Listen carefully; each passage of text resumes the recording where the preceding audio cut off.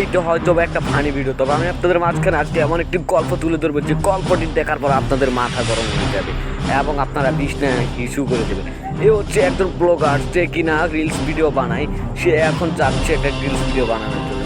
তার জন্য কি অপেক্ষা করতেছে সেটা আপনারাই দেখেন।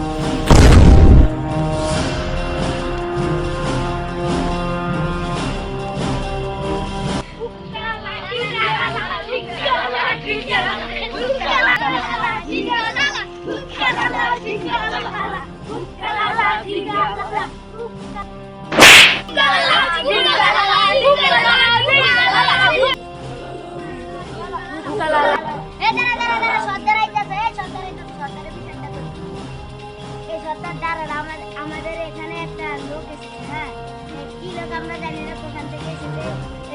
এই লোকটাকে আমরা কি করবো? ওর বিটি কেটে দেব, আমার বিটি কেটে দেব। এর মধ্যে যে লোকটিকে দেখেছেন আপনারা, জঙ্গলিরা আটকে রেখেছে, সে হচ্ছে আমাদের বন্ধু। উল্পাকটামি করে যে রিলস ভিডিও বানাতে গিয়েছিল বনে বাজারে, কিন্তু তাকে পুত মেরে দিয়েছে বর্তমানে জঙ্গলিরা ধরে। তাকে এখন আমাদেরকে বাঁচাতে হবে। অবশ্যই আপনারা আমাদের সাথে পরিচয় হয়ে নিন আগে। জঙ্গলিদের বনবাস কুত্তাবাদের ঠাস ঠাস আমি বদলে বলে সর্বনাশের একটা কারণ আছে। এর কারণ হচ্ছে আমি এর আগে অনেক বাদ দিয়ে 5-7 জনকে মার্ডার করেছি আর 3 মাস জেলও খেটেছি। আপনাদের মাথায় হয়তো বা এটা খেলবে না। আপনারা আমাকে অনেক সাধারণ কোনো ব্লগার মনে করলো, আমি কিন্তু ব্লগার না। আমি বললাম একজন সেনাবাহিনী কর্মকর্তা, যে অনেক কিনা সেনাবাহিনী লাখ লাখ টাকা দিয়ে সেনাবাহিনীর চাকরি নেয়, কিন্তু আমি নিয়েছি মাত্র 2 টাকার চানাচুর।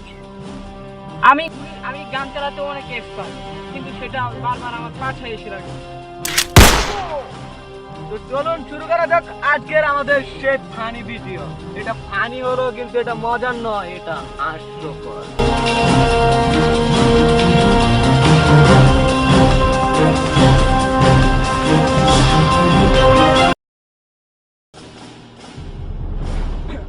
আমরা এইমাত্র অনেক খুশি একটা গাছে লাভ দিলাম। এই পাহাড়টাতে কিন্তু আমরা লাভ দিলাম। এই পাহাড়টা অনেক ভয়ানক এবং ডেঞ্জারিয়াস। আজকে আমাদের হেলিকপ্টার ম্যান আসতে পারেনি, কারণ তার বউ তাকে মেরে ঘুমায় পাঠিয়ে দিয়েছে।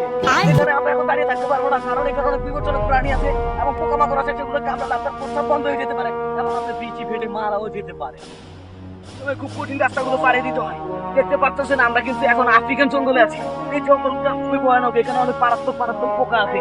এখানে সর্বোচ্চ 3000 প্রজাতির সাপ পাওয়া যায়। আর এই সাপগুলোর মধ্যে সবচেয়ে ভয়ানক সাপ হচ্ছে দোরা সাপ, যেটা কামড় দিলে আপনার মাথায় গ্যাস ঠিক উঠে যাবে।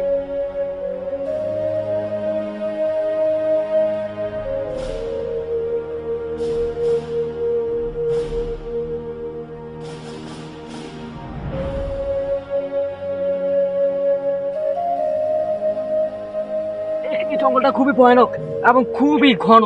তাই আমার সাথে আমার এই শরীরটা বলেছে এই জায়গায় এখানে এইভাবে যেতে হবে হামাগুড়ি দিয়ে, না হলে আপনার পেটের ব্যথা হতে পারে।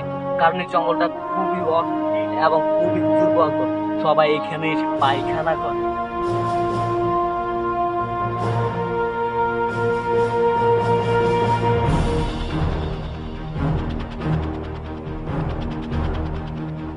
আপনারা দেখতে পাচ্ছেন এই জঙ্গলটা কিন্তু খুবই ঘন এবং এই জঙ্গলের সম্পর্কে আমি আপনাদের আজকে 3টি কথা বলবো। এই জঙ্গলে কোনো সময় আপনারা ভালোভাবে আসবেন না, কারণ এই জঙ্গলে মানুষ একমাত্র ওই কারণে আসে পায়খানা করতে আর বিচুনি পাতা নিয়ে। এই জঙ্গলটা বাংলাদেশের 3 গুণ বড়। এই জঙ্গলটা শুধু একমাত্র বাংলাদেশের ভোলায় অবস্থিত, আবার 1 করা জঙ্গলের ভিতরে। এই জঙ্গলটাতে এমন কিছু পোকা আছে যেগুলোকে আপনাকে কামড় দিলে আপনার কিছুই হবে না, শুধু প্রস্রাব বন্ধ হয়ে যাবে।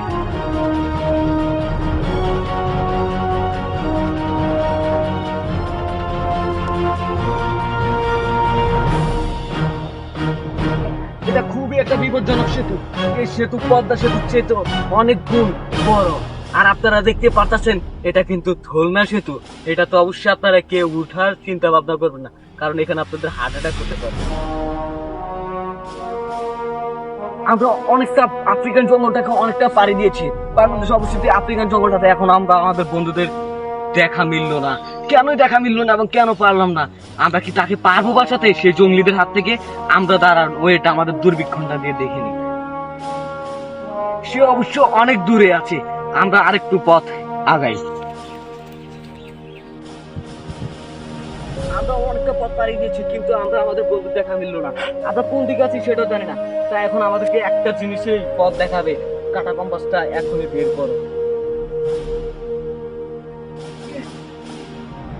এটা নিউ একটা মেশিন, এটার নামই হচ্ছে কাটা কম্পাস। এটার মাধ্যমে আমরা দিক নির্ধারণ করতে পারি।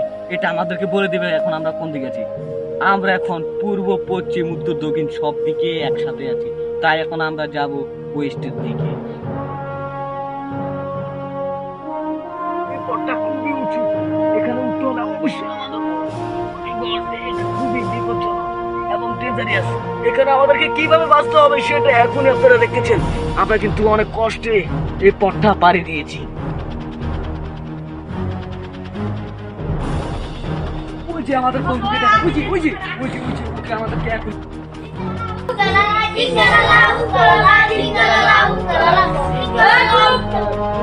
তুই আমার জঙ্গলে কি করিস? তোর একটা বড় বুদ্ধা, তোর কলজার আমি বিঘায় বিঘায় মাপু বেড়া, তোর কলজার বেড়া আমি ডবল করে দিয়ে খাবো। তুই বেড়া কি মনে করছিস বেড়া? তোর গ্যাং দেশ কোথায় বেড়া? সব চিড়ে বেড়াম বেড়া। আপনারা কিন্তু দেখতে পাচ্ছেন আমাদের বন্ধুকে কি জঙ্গলিরা কিভাবে হুমকি দিচ্ছে। খুবই বুদ্ধির সাথে তাকে আমাদেরকে বাঁচিয়ে নিয়ে যেতে হবে, না হলে তার সাথে সাথে আমাদেরও 4টা বিচি তারা হাফ ফেল করে খেয়ে ফেলবে। চলুন দেখুন আমরা কিভাবে আমাদের বুদ্ধিটাকে কাজে লাগিয়ে আমাদের বন্ধুটাকে বাঁচিয়ে নিয়ে যায়। এখনই আমাদেরকে পজিশন নিতে হবে।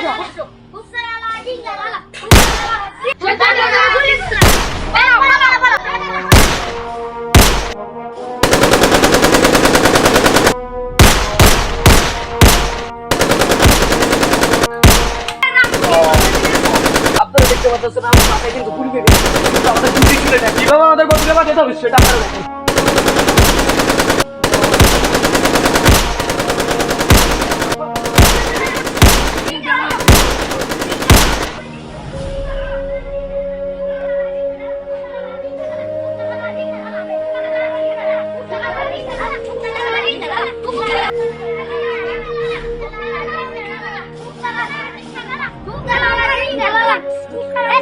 নদীর ধারে নৌকার ধারে এসে পড়ছে, আমরা চলে যাই।